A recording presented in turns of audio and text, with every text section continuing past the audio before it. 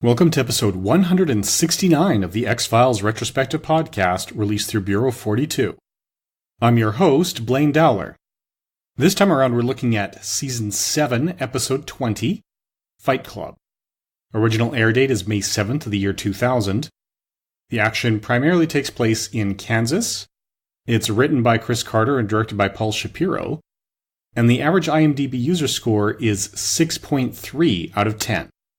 That 6.3 score makes it the lowest rated episode of Season 7 as far as the IMDb is concerned. It's also one of the few episodes that has actually reduced in score since I started doing the podcast and collected the scores then. Now, when this season was first planned and the beats were figured out in terms of what was going to happen at the sweeps week, what would fill in, the expectation was that this would be the final season and that there was only going to be 2 episodes after this, or possibly the 2-part finale. Which always makes me wonder, when they realized that they were going to get a Season 8, and they didn't need a 2-hour finale, is this the episode that they slipped in?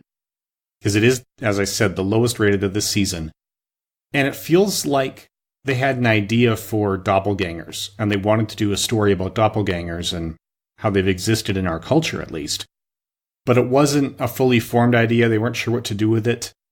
It's not really Chris Carter's typical fare when he's contributing to the series. When he's scripted, his episodes tend to be much stronger than this, even in Season 1, when they were still trying to sort of find their footing. So although there have been stronger episodes, I wouldn't blame director Paul Shapiro for the fact that this isn't as strong as most have been. Yes, this is his only episode of The X-Files. He had previously directed 5 episodes of Millennium. He went on to direct Dark Angel, Roswell, 24, part of the 2002 Twilight Zone, an episode of Supernatural, 6 episodes of Smallville. According to the IMDb, he's best known as the director of The Lotus Eaters, some episodes of 24 and Heroes, and Choices of the Heart. So he's got the directing credits.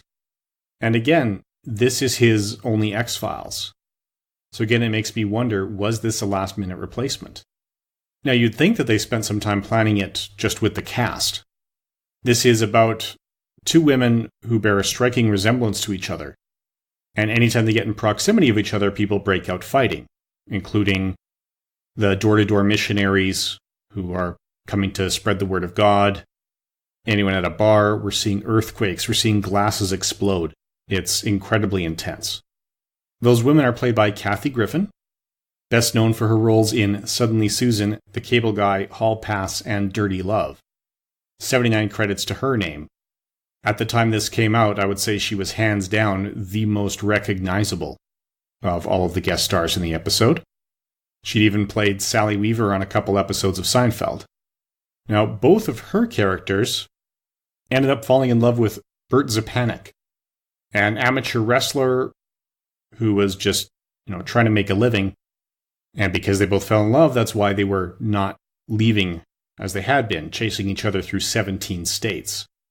Zepanik is played by Randall Tex Cobb, who's best known for his work in Raising Arizona, Ace Ventura, Pet Detective, Naked Gun 33 1/3, and Uncommon Valor. His 33 acting credits also include Walker, Texas Ranger, as his last appearance back in 2001. Not sure why he retired. We also have In the Heat of the Night, Married with Children, Police Academy 4, but we won't hold that against him. It was early in his career.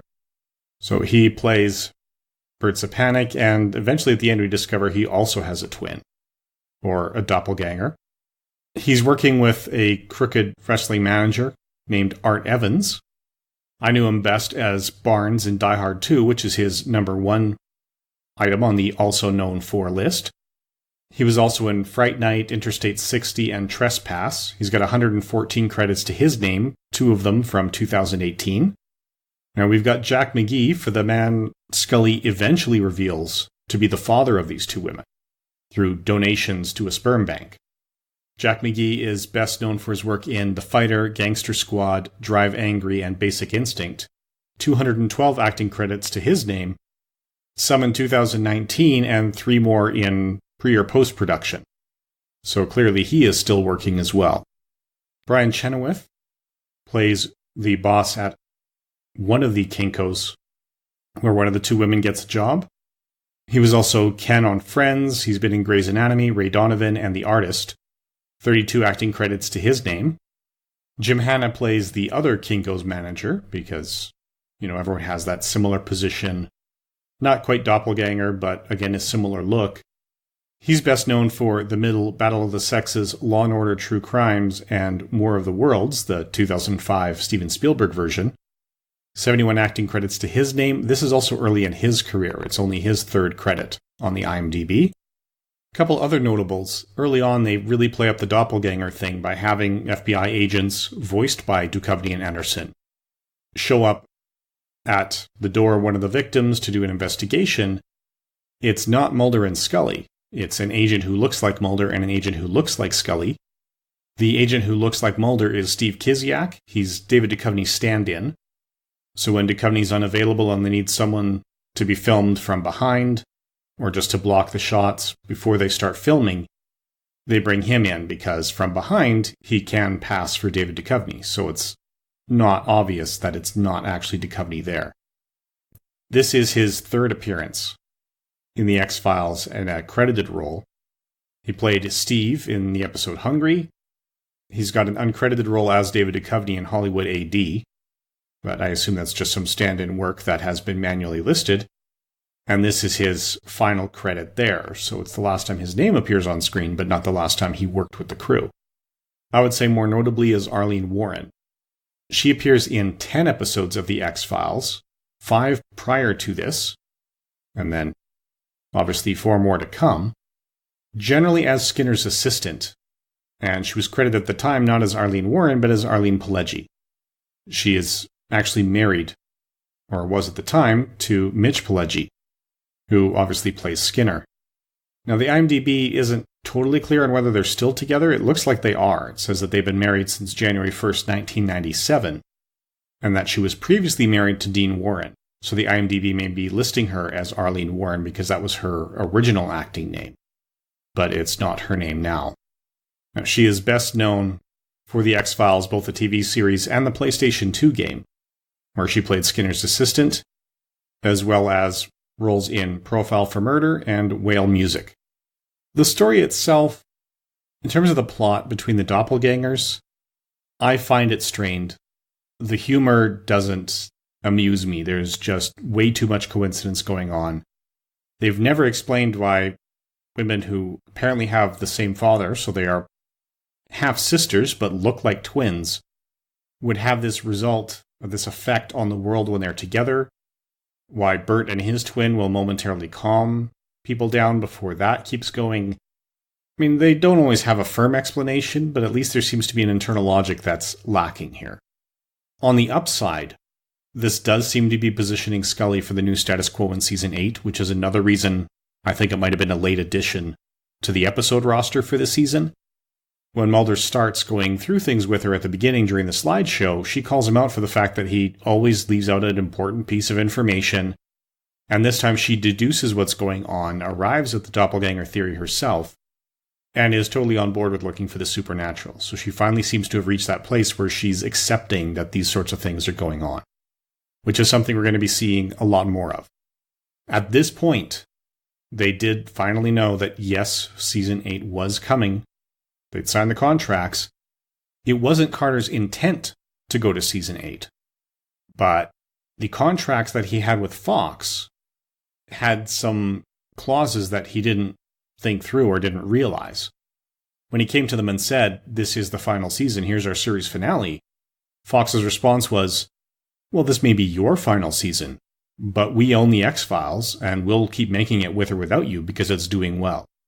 So then Carter had to decide, would he stick around to work on essentially his baby and keep doing the X-Files so that it is still something of his vision, or would he step away and let someone else take over and lose control of the X-Files?